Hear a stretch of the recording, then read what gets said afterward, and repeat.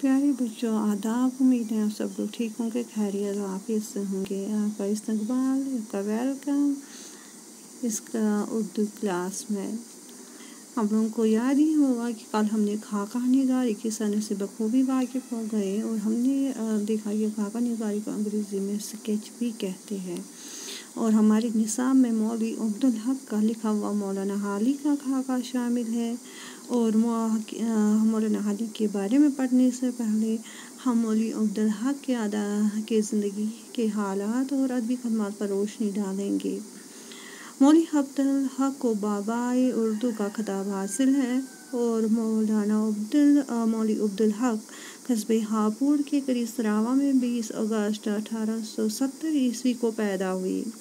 بچپن سے ہی پڑھنے کا شوق تھا۔ 1894 عیسوی میں علی گڑھ یونیورسٹی سے BA کا امتحان پاس کرنے کے بعد پنجاب اور حیدرآباد میں مختلف عہدوں پر فائز رہے۔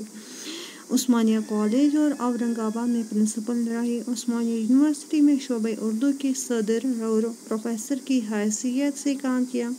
انجمن ترقی اردو کے سیکریٹری مقرر اور زندگی بھر اس ادارے کی ترقی اور کامیابی کے لیے جی جان سے کوشش کرتے رہے۔ ملازمت سے سب کو دوش ہونے کے بعد انجمن ترقی اردو کے دفتر کو حیدرآباد سے دہلی لائے اور انجمن کی لائبریری میں بہت سی نادر کتابوں کا ذخیرہ جمع کیا۔ الہ آباد یونیورسٹی نے LLD اور علی گڑھ یونیورسٹی نے DLED کی اعزازی ڈگریوں سے نوازا۔ آزادی کے بعد پاکستان چلے گئے۔ 16 اگست 1961 کو کراچی میں انتقال کر گئے۔